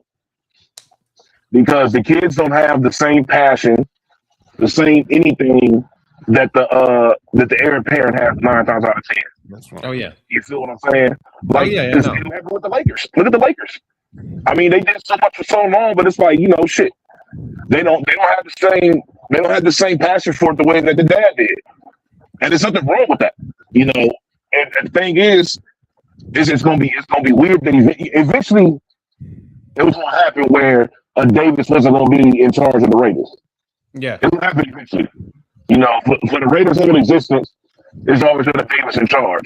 Al Davis' picture is going to forever be right there in no matter if the Raiders are in Oakland, LA, Vegas, San Antonio. They could be in Pluto. A picture of Al Davis will be right there. Yeah, Al Davis is the Raiders. So my thing is this: as long as it's for the betterment of the team, I'm always for progress. Especially when it's my team involved. And Silver Lake, I have thoughts about Silver Lake. So like they got deep pockets. Yes, they do. Which means they're not going to be afraid to spend money, unlike how Mark Davis is. Mm-hmm. And a lot of these, and I heard this debate. Look, the question is this been a bad thing? Cody, you can talk about this on the business side because you deal with a lot of businesses, which attorneys and stuff. I deal with Silver Lake, yeah. So I know. Is this whole all these teams being bought by these hedge funds? Is it good for business?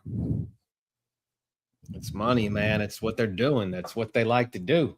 I mean, you have everybody out there. It's free market. It's good. So what they're doing is they turn around, kind of like what they'll buy their interests up, and then if they can make money off of that, they'll turn around and hold on to it for 2 or 3 years, and then they're. I mean, Lakers $10 billion, right? $10 billion, what it was? Yes. Or 14? Was it 14 or 10? 10 billion to Mark Walton. 10 billion. Okay, so $10 billion, right? And then the Dolphins were valued at what, like 13 billion or something like that recently, I think is what the thing was. Just imagine the team going now. If the Lakers, no offense to the Lakers are premier basketball, are the tops. You're like the top, right? They should be the top. They're premier sports. I know, but what I'm saying is they should be the top in NBA. But I feel like the NFL teams are worth more because you kind of get more. There's more that comes along with the NFL team as opposed to what comes along with the NBA team now. So I think the value automatically is there. So I think like a bottom tier NFL team is somewhere in the neighborhood of 5-6 billion. Then you got mid tiers are in that 10 to 12 range. This fucking Seattle Seahawks shit's about to blow up. This fucking team's going to go 13, 14, 15 billion dollars. And if a team that's got a lot of money, if the Dolphins are valued at 13, you don't think the Seattle Seahawks are going to get more than that?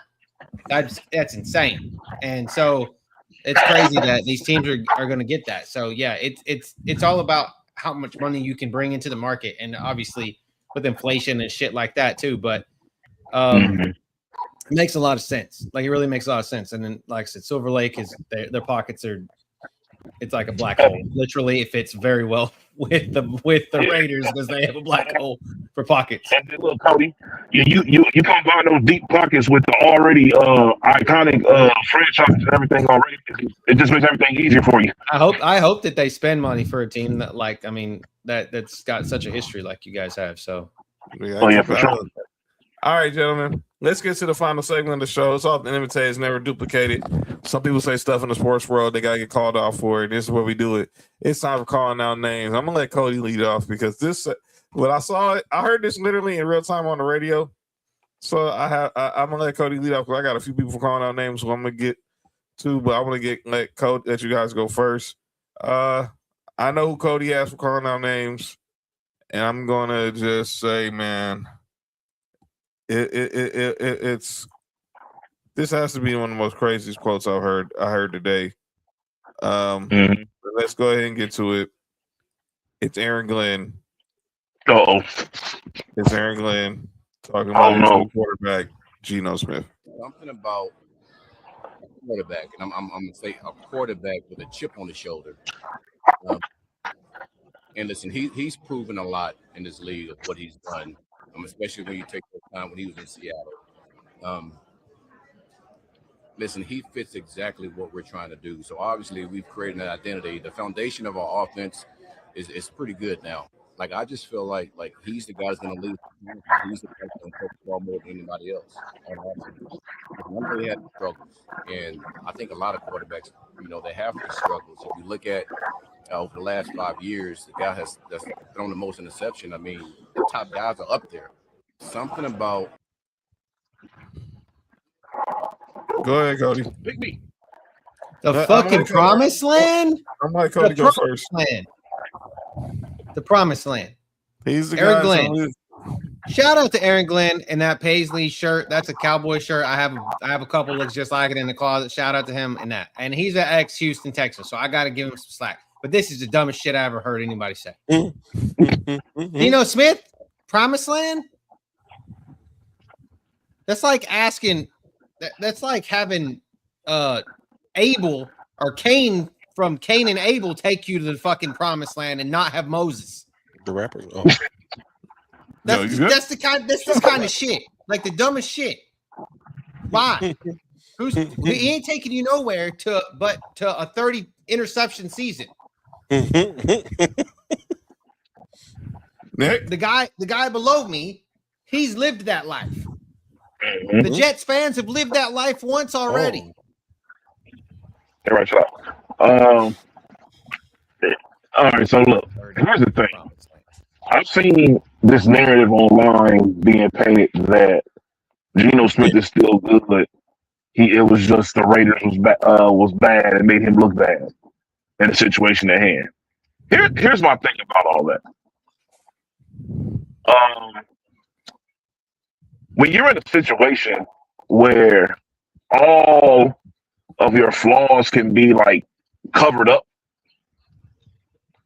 you kind of look good when you're on the field. But when you go into a situation where your flaws can't be covered up and whatever you're not good at is exposed, because no matter how bad the Raiders were, the Raiders did force you to throw the most blatant interceptions that we've seen in the past 15 years. 4 in a game? We've seen so many. He had so many interceptions that were just stupid, just plain dumb. Every week, Mark would send a message saying, "What the fuck is Geno Smith doing?" That Chargers game alone was enough for me to want to just, if I was a Raiders fan, just. Dog, it's just the interceptions that you throw are just so dumb. And it's just like, and it's one of those things where it's like simple quarterback mechanics. Like, bro, like they try to blame the offensive line was bad. Yes, we know that. But dog, there's no way in the world that the pressure should have you that rattled to the point that all of your fundamentals that you've learned from Pee Wee football are completely eliminated. He's seen ghosts. This is crazy. The Promised Land with Geno Smith, there's no way. Promised Land must be the name of some club around the corner. The Promised Land is to the first overall draft pick next season in 2027. That's a club that Eddie George is in. But you good? All right, Nick, you got anybody for calling out names? He was the same club AC Green go to. What'd you say? You got anybody for calling out names? Yeah, y'all good?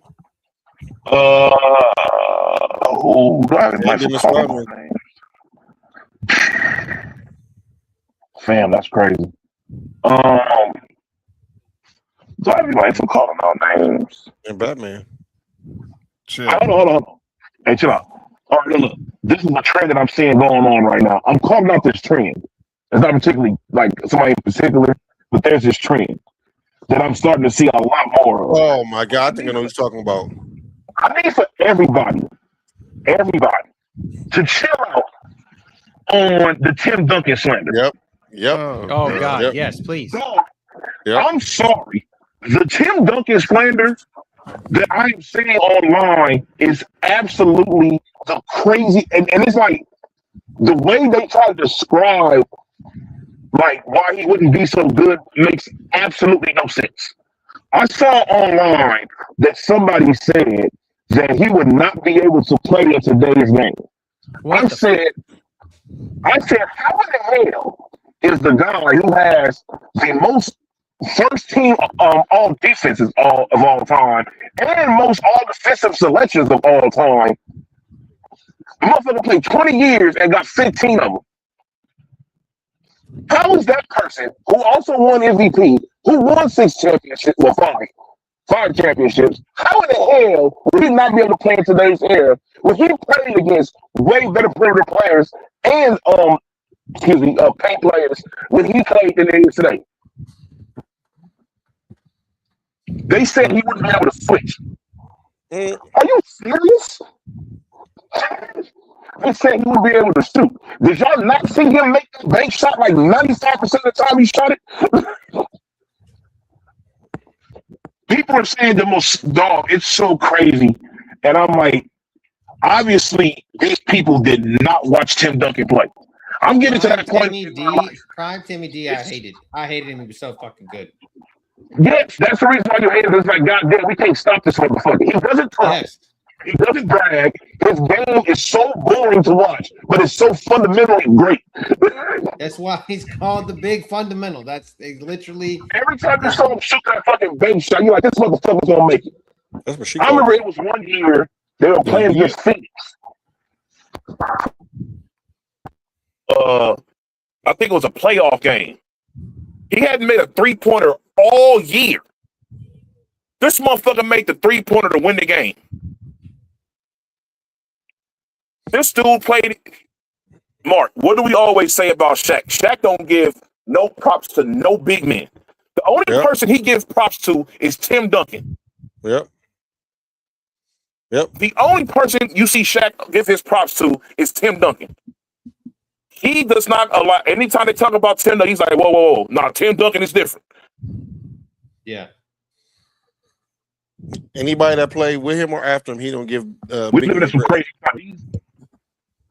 Go ahead, Bart. But he gives credit to Tim Duncan every time.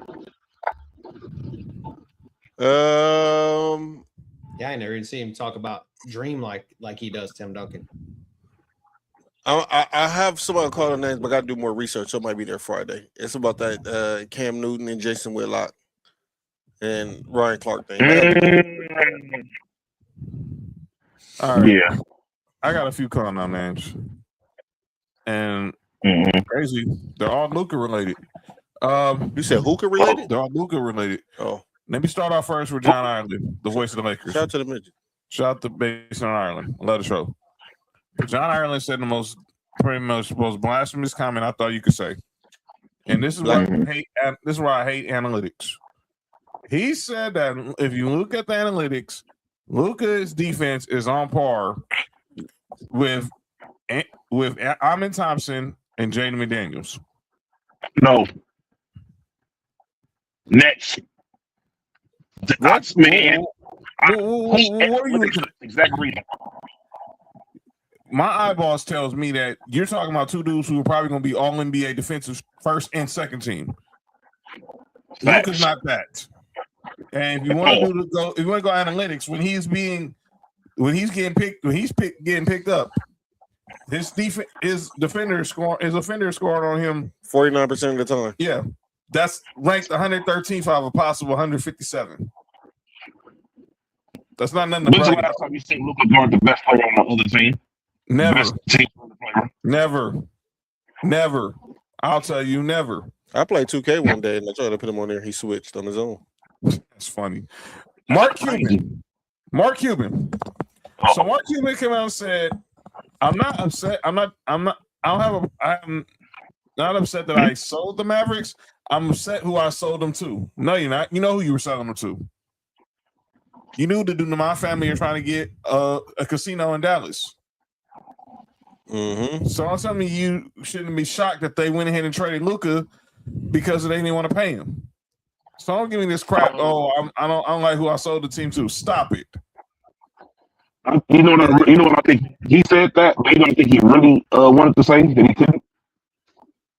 I think he wanted to say, I hate the fact that I had to sell the team under the conditions that I had to sell them, and these motherfuckers on there got it. So I think he was forced to sell the team because of all that shit that was going on over there within the organization. He got called cocaine? No, it was some other shit going on. Way worse than that. The workplace culture, sexual harassment. Sexual harassment, all type of shit. It was like, is that the organization that somebody put their pants down in the oh no, that was Phoenix. That was Phoenix owner, huh? Yeah, that was wild. Well, he was playing that's why that gorilla rate. What's wrong with you? Why is this gorilla? No, we're not doing that. What, the gorilla is part of it? Yeah. Take out the never mind. Cody. Why is the Suns mascot a gorilla? Maybe they want to join the lynch mob. I don't know. I can't. That's entrapment. That's entrapment, Mark. That's entrapment. He's gonna say entrapment. Hey, Cody, I'm asking you because I asked everybody else on the show and nobody gave me an answer yet. I thought somebody gave me I have a reason why. I don't know. I guess because white men can't jump. I don't know. Shit. All right, John, my bad, man. Go ahead. All right, and my last call name is Rachel Nichols. Rachel's nipples? Oh, they not. They pink. They pink. I don't know. me shut up. That's what Jimmy Butler was hitting. Yeah. So Rachel Nichols, I want to play a couple of clips from Rachel Nichols. She was hitting him. No, it's not that. She's not the one that got clips. kicked off of ESPN, right? Yes. Yeah. So this is her. Hey Nick, I just read what you wrote, dog. You good? Well, what you mean? About Brittany hitting her? All right, man.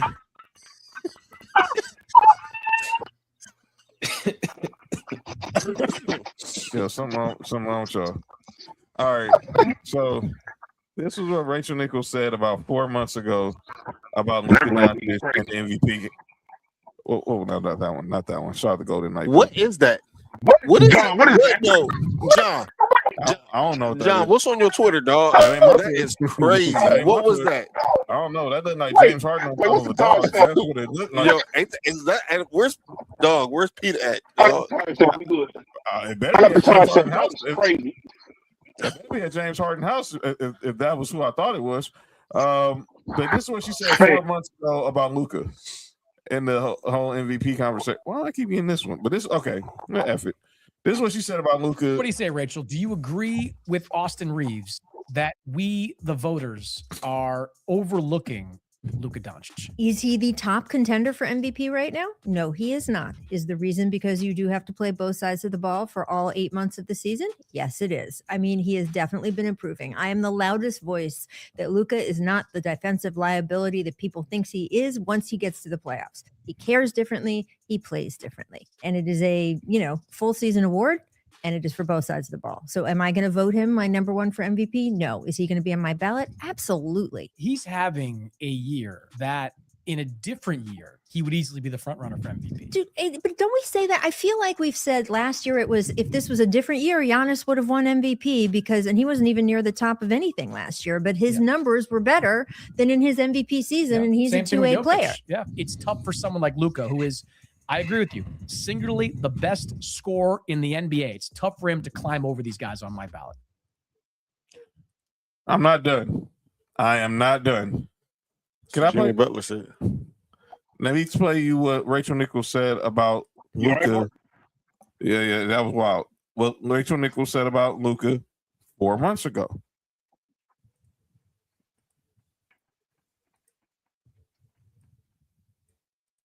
And I think Luka is, quote, in the conversation, like we like to say, in that top three. He's leading the league in scoring. He's averaging nearly a triple-double. Defense has actually been solid. He's had steals are good. He's had a 5-steal game and a pair of 4-steal games in a season that's still relatively young, right? That's 3 games out of the only 20 that we're talking about that he's had 4 or 5 steal performances. That's not nothing. I'm not putting him as number one. I'm just saying that this is a 3-way conversation in my mind. And then my consolation is like, man, Giannis. And So she says that. Let me take you back to 2018 when she was the host of The Jump. I hate steals. And this is what she said about James Harden. I remember this shit. Is that when he was humping that dog? I'm sorry. That's a cat. That's the What only is way. that? There's really nothing Dog, that's any of these destructive. other guys can do to steal it away Standing from behind a him. pussy. And frankly, it's been the case for a couple months now. There's all the basic numbers we always lean on, right? Harden leads scoring. He's top 3 in assists. He's got more 3-pointers than anyone. He's still okay, never going to win Defensive Player of the Year, but he's at least active enough now on that side of the ball. It's not going to derail him. And then, of course, he's good. I'm sorry. I do think that's the only way. There's really nothing any of these other guys can do to steal it away from him. And frankly, it's been the case for a Why couple is months that now. picture there? All the basic Let me get this straight. Was he playing the cat? I don't know what he was doing, but he should have been behind that cat. But then, but what are we talking She about? have been behind the dog? I mean, what? First of all, why is an animal there in the first place? Why is he diving behind an animal in the first place? Not the gay dog. Stop it, Nick. We see that. No. Something wrong with y'all.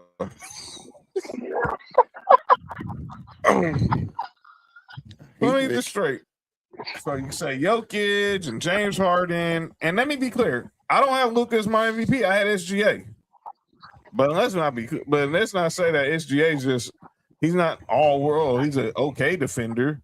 But saying that Luka, you're not voting because of 8 months, because he ain't been a defensive player, he ain't been defense all 8 months. I'm sorry, where the heck have y'all been the last 7 years? How many MVPs Jokic got? 3. He don't play on defense. What are we talking about? How many MVPs Steph got? Oh yeah. James Harden.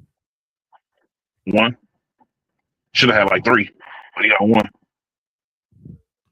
Steve Nash. 2. Where's his defense? Oh, I'm glad you said defense. And Rachel Nichols. But let me be clear. No. I have SGA as MVP. But let's not use the defense as a reason why Luka shouldn't be in the conversation. If you're not voting for him, you're not voting for him, and you just basically said in 2018, James Harden won it because all his offensive metrics were better. Well, what the heck do you think Luka's doing? He's leading the league in scoring. Hey, John, 2018 was a long time ago, John. People change. What has changed about James Harden since 2018? He plays more defense. Exactly. She worked for ESPN, and now she works for Sports Illustrated. That's what's changed. Basically. And that's my calling out names. All right, we're going to get up out of here. It's changed. And by the way, tomorrow, I want to wish luck to all those at NFL Network. Tomorrow is the first day that they're officially now under the Disney umbrella. So best of luck to everybody there. They're saying they're not changing things, but we all know how that can go. But everything changed. So best of luck to all those in NFL Network who's making the Portland whooping the Clippers' ass. Who's making the move over to ESPN. So best of luck to that. All of them tomorrow. But we're gonna get up out of here. And we'll be back Friday. Me and Mark will be here Friday because we'll be live. Actually, when we're on the show, UCLA and Texas will be in progress in the women's Final Four. When we get back here Tuesday, where all 4 of us will be recapping both the men's and women's Final Four, the complete class of the Basketball Hall of Fame, and start looking ahead. The NBA playoffs will be a week away. So make sure you hit that subscribe button for Sports for You on YouTube. Ballers and Briefs on YouTube, Culture Clash, Townhouse Media on YouTube, and follow us on our various social medias: Facebook, Instagram, X, TikTok, at Sports View Podcast, at Ballers and Briefs. Again, mark your calendars. April 23rd, 8 p.m. Eastern, 7 Central, 5 Pacific, live at 5 p.m. The Sports View NFL Draft Watch Party for round 1 of the draft, as Knicks Raiders will take Fernando Mendoza with the number 1 pick. By the way, his pro day is tomorrow. Path of the draft, pro day tomorrow, 1 p.m. Eastern, 10 a.m. Pacific on NFL Network. If you want to get a look at what Fernando Mendoza one last time before he puts on a Raiders jersey this coming fall. But thank you. The NFL goes to 18 games. Exactly. That too. So we'll be back for who the heck put the barcode? Oh, wait a minute. Let me get the Sports View barcode. That's not Sports View barcode. Yes, it was. Yes, it was. Yes, it was. I know where this is going. I've been doing this show. Nope. 89% off today only. Hey, chill out, bro. Code going up right now. 89%. April Fools. First of the month. 89%, huh? In a couple of weeks, it's gonna be 69%. Yo, you good? Me? You good? I'm all right, man. I appreciate you asking me. All right. We'll be out of here. Look, check me tomorrow on Sports for You Wrestling at 10 Eastern, 7 Pacific. Titty Wednesday. Oh, that was Tuesday. Titties every day. Taco Tuesday. I thought it was Taco Tuesday. Tacos and it's on Tuesday. But yeah, check me out tomorrow on Sports for You Wrestling tomorrow. And check me and Mark back here Friday for Sports for You. And the Lakers are now up 22 on the Cavs. And check us for next Tuesday to recap all the Final Four action. And Cody, we have to figure out the schedule Yes. And I can say this now. No rules back next Thursday. So a week from Thursday, April 9th. No rules back on IG Live with Mark and Ill Will. So you make sure y'all tap into that. Yeah. Been a long time, but they'll be back. But we'll see y'all next week. We'll see y'all Friday night. We'll see y'all next Tuesday.